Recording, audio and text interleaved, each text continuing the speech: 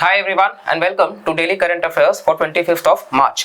सो जैसा कि हम 5 इंटरेस्टिंग टॉपिक्स डेली बेसिस पर डिस्कस करते हैं, पहला जो टॉपिक है वो जियालैंडिया करके है। एक्चुअली ये जो है वो आप मैप देखोगे न्यूजीलैंड के पास का रीजन है जियालैंडिया, और इसको एक अलग से कॉन्टिनेंट बनाने की मांग करी जा रही है। बेसिकली 7 कॉन्टिनेंट्स हम सबको पता है मेजरली, तो ये 8वां कॉन्टिनेंट बनेगा। सवाल कैसा आ सकता है कि जियालैंडिया करके एक शब्द न्यूज में है, क्या है ये? आपको दे देंगे वायरस है या कोई मतलब मैलवेयर प्रोग्राम है या कॉन्टिनेंट है, तो इस तरीके से भी आ जाता है।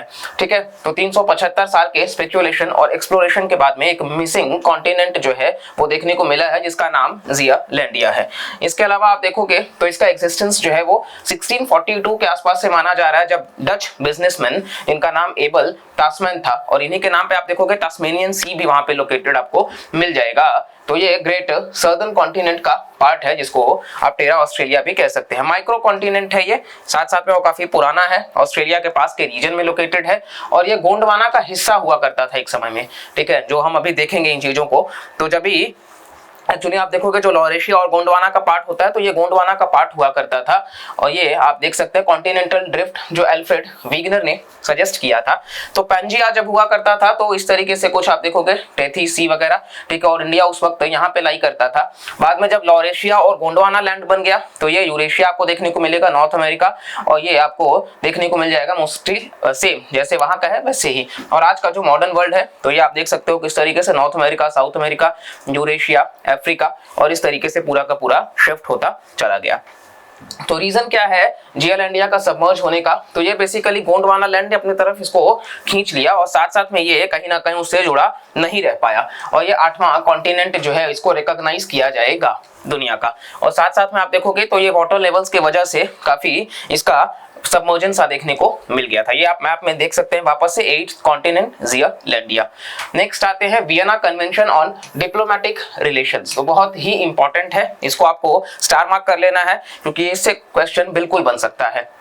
अभी प्रो खालिस्तान वगैरह का लेकर के प्रोटेस्टर्स जो है वो जारी रखे हैं अपना, तो मिनिस्ट्री ऑफ एक्सटर्नल अफेयर्स जो है उन्होंने इन्वोक कर दिया है Vienna convention on diplomatic relations को, और रिमाइंड कराया है यूके की गवर्नमेंट को कि मतलब वो इस कन्वेंशन के तहत ऑब्लिगेटरी है। अब ये कन्वेंशन क्या है वो हमारे लिए इंपॉर्टेंट है। तो ये जो कन्वेंशन है वो साइन हुआ था 1961 में, और इसके अलावा ये एक इंटरनेशनल ट्रीटी है जो प्रोवाइड करता है कंप्लीट फ्रेमवर्क, ताकि वो एस्टैब्लिश कर सके, मेंटेनेंस कर सके और टर्मिनेट कर सके क्या, डिप्लोमेटिक रिलेशंस। किसके बेसिस पे? कंसेंट के बेसिस पे, दोनों इंडिपेंडेंट और सॉवरिन स्टेट्स का। कहीं ना कहीं 1961 में इसको लाया गया था, और ये एक इंटरनेशनल ट्रीटी है जो दो देशों के बीच का आपस में सुलह समझौता करा सके, और ये फोर्स में आया था 1964 में। दोनों ईयर आपको याद रखना है। अच्छा, ये जो डिप्लोमेटिक इम्यूनिटी है उसको कोडिफाई करता है और प्रिविलेज देता है डिप्लोमेट्स को। मतलब मान लीजिए इंडिया के जो डिप्लोमेट हैं वो यूके में अगर हैं, तो उनके डिप्लोमेट को सेफ्टी हो, सिक्योरिटी हो, इसका ख्याल वियना कन्वेंशन रखता है। इसके अलावा आप देखोगे तो उनको हैरेसमेंट वगैरह नहीं होना चाहिए उस कंट्री के द्वारा। ऑलमोस्ट इसको यूनिवर्सली रेटिफाई किया गया है, और माना भी जाता है कि ये मोस्ट सक्सेसफुल लीगल इंस्ट्रूमेंट है जो कि यूएन ने बनाया है। तो ये सारे ही कंट्रीज इसका लगभग हिस्सा है। मेंबर कंट्रीज की बात कर ले तो 2021 का आंकड़ा बताता है कि 193 स्टेट पार्टीज जो हैं वो मेंबर्स हैं वियना कन्वेंशन के, including all UN member states. मतलब यूएन के सारे जो हैं वो इसके सदस्य हैं वियना कन्वेंशन के। हालांकि एक्सेप्शन में क्या है, पलाऊ और साउथ सुडान। ये भी आपको याद रखना है कि पलाऊ और साउथ सुडान जो है वो एक्सेप्शन में है, और यूएन ऑब्जर्वर स्टेट्स हैं होली सी और state of Palestine. Vienna convention जो है वो एक एक्सटेंसिव डॉक्यूमेंट है। ठीक है, आर्टिकल 22 जो है कन्वेंशन का, ये आप देखोगे तो डील करता है कि जो भी मिशन का प्रेमाइसिस होगा उसको लेकर के, और साथ साथ में आप देखोगे तो पार्ट 2 वगैरह जो है वो भी यहाँ पे बात करता है कि किस तरीके से पीस और डिग्निटी जो है वो मेंटेन रखा जा सकता है, और ये रिस्पॉन्सिबिलिटी होना चाहिए उस होस्ट नेशन का। मतलब कहीं ना कहीं जैसा कि आपको हम बता दिए कि वियना कन्वेंशन जो है वो डिप्लोमेट्स को सेफ्टी इम्यूनिटी प्रोवाइड कराने से जुड़ा है। एबल प्राइज की बात कर लेते हैं। तो एबल प्राइज जो है वो मैथमेटिक्स के लिए दिया जाता है, और इस बार का जो है वो अर्जेंटाइन अमेरिकन है लुइस कैफेरिली, इनको दिया गया है किस फील्ड में? पार्शियल डिफरेंशियल इक्वेशंस के फील्ड में। तो सवाल कैसा आएगा? एबल प्राइज 2023 किसको दिया गया है, किस फील्ड से जुड़ा है? मैथमेटिक्स के फील्ड से जुड़ा है। किसको दिया गया है? तो लुइस कैफेरिली को दिया गया है। और किस चीज के लिए, तो पार्शियल डिफरेंशियल इक्वेशंस, तीनों पार्ट से यही क्वेश्चन बनने का चांसेस है। और ये मैथमेटिक्स के फील्ड में है और इसको नॉर्वेजियन मैथमेटिशियन है उनके नाम पे इसको रखा गया है और इसको एस्टैब्लिश किया गया था 2002 में नॉर्वेजियन पार्लियामेंट के द्वारा। और इसको नॉर्वे के जो राजा हैं वो एनुअली देते हैं और इसमें आप देखोगे तो 7.5 मिलियन जो है वो नॉर्वेजियन क्रोनर एक मॉनेटरी अवार्ड के रूप में दिया जाता है। भारत की तरफ से SR श्रीनिवास वरादन जो हैं 2007 में जो इंडियन अमेरिकन सिटीजन हैं तो उनको एबल प्राइज जो है वो दिया गया था उनके कंट्रीब्यूशन में, जो उन्होंने प्रोबेबिलिटी थ्योरी में दिया था और साथ साथ में डेविएशन थ्योरी को बताया था। तो भारत के तरफ से SR श्रीनिवासन वरादन है, तो ये श्रीनिवास वरादन का नाम याद रखिएगा, इंडियन अमेरिकन है। 2007 में इनको ये अवार्ड सम्मानित किया गया था। नेक्स्ट टॉपिक है शारदा पीठ। तो होम मिनिस्टर अमित शाह ने कहा है कि गवर्नमेंट जो है वो ओपन कॉरिडोर बना रहा है शारदा पीठ जो कि POK में लोकेटेड है उन श्रद्धालुओं के लिए जो मां शारदा देवी मंदिर में जाना चाहते हैं और उनकी पूजा करना चाहते हैं। तो शारदा पीठ जो है वो एक अबेंडन्ड हिंदू टेम्पल है और एंशिएंट सेंटर ऑफ लर्निंग भी रहा है, मतलब पहले ये लर्निंग का भी एक सेंटर रहा है और फिलहाल के लिए अबेंडन्ड सेंटर ऑफ हिंदू मतलब आप टेम्पल में देख सकते हो। और ये लोकेटेड है शारदा नामक एक गाँव में जो कि वैली ऑफ माउंट हरमुख में लोकेटेड है अलोंग द नीलम रिवर। बहुत इंपॉर्टेंट है ज्योग्राफी के पर्सपेक्टिव से कि शारदा टेम्पल जो है उसके पास से कौन सी नदी बहती है, तो नीलम रिवर, जिसको किशन गंगा भी हम कहते हैं, झेलम की ट्रिब्यूटरी।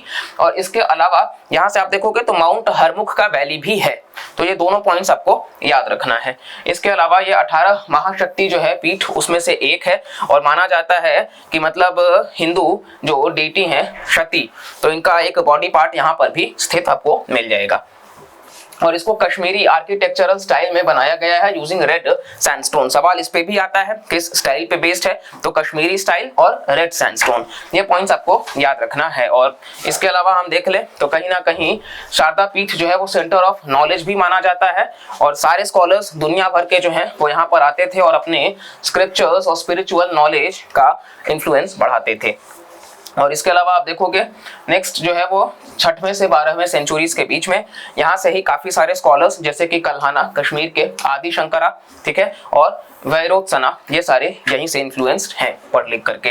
लास्ट टॉपिक हमारा हेलस्टॉर्म को लेकर के है। मध्य प्रदेश के चीफ मिनिस्टर जो हैं उन्होंने उन एरियाज में विजिट किया है जहां पे हेलस्टॉर्म से डैमेज हुआ है। नाउ हेलस्टॉर्म जो है वो आपको देखने को मिल जाएगा कि ये वाटर ड्रॉपलेट होता है जो कि एक अप ड्राफ्ट इनसाइड बनाता है थंडर क्लाउड से। मतलब मान लीजिए थंडर क्लाउड है, आपस में लड़ रहे हैं, तो यहाँ से जो अप साइड ड्राफ्ट बनाएगा दैट इज हेलस्टॉर्म का मैकेनिज्म होता है। क्लाउड के अंदर क्या है कि अलग अलग तरीके से सुपर कूल्ड वाटर ड्रॉपलेट्स हैं। जो ये वाटर ड्रॉपलेट्स जब सरफेस पे जाते हैं तो ये लेयर्स ऑफ आइस बनाते हैं। इसके अलावा आप देखोगे तो यहाँ पे कहीं ना कहीं ऑल्टीट्यूड्स जब बढ़ता है तो लार्जर तरीके से हेल जो है वो बढ़ता चला जाता है। और इसके अलावा जब भी थंडरस्टॉर्म अगर होगा तो क्या होगा कि ये आइस को प्रोड्यूस करेगा प्रेसिपिटेशन के फॉर्म में और हेलस्टॉर्म आपको देखने को मिलेगा। और ये एक सॉलिड प्रेसिपिटेशन है बॉल्स का या इरेगुलर लम्प्स ऑफ आइस का, मतलब आपको बर्फबारी जिसको हम कहते हैं वही हेलस्टॉर्म है, ठीक है। तो ये बेसिकली उसी को हेलस्टोन भी कहते हैं और भारत में ज्यादातर आपको नॉर्थ ईस्ट और वेस्टर्न हिमालयास में देखने को मिल जाएगा। और ये कुछ आपको ज्योग्राफी भी हम दिखाते रहे हैं जहाँ पे आप देखोगे तो ये काराकोरम, लद्दाख, जास्कर और पीर पंजाल ये वाला जो रीजन है ये भी आप देख सकते हो, धौलाधर वाला जो रेंज है, ठीक है। और इंडस की रिवर्स भी इंडस, सतलुज, ठीक है। और आप यहाँ पे पंजाब हिमालय भी देख सकते हो इंडस के पास का, फिर कुमाऊन हिमालय उत्तराखंड काली रिवर के पास का। फिर इसके अलावा आप देखोगे तो ये आपको बाकी सारे जो रेंजेस है, मसूरी रेंज वगैरह, गंडक रिवर वगैरह। और फिर आपको ये आसाम हिमालय भी देखने को मिल जाएगा ब्रह्मपुत्रा के पास में। और बाकी ये पतकई बूम, नागा, मणिपुर, लुशाई ये सारा भी कवर हो रहा है। और गारो, खासी, जयंतिया हिल्स ये तो हमें पता ही है। तो ये हमारा डेली करंट अफेयर्स था स्टैटिक प्लस करंट के पार्ट का, जहाँ पे हमने काफी इंपॉर्टेंट टॉपिक्स को डिस्कस किया है। आप इन वीडियो से क्या सीख रहे हैं ये भी आप जरूर साझा करिए और ज्यादा से ज्यादा इस एफर्ट को अप्रिशिएट करिए। वीडियो पसंद आए तो लाइक करिए, कमेंट करिए और चैनल को सब्सक्राइब करके रखिए फर्दर नॉलेजेबल कंटेंट के लिए। Bye bye, take care and जय हिंद।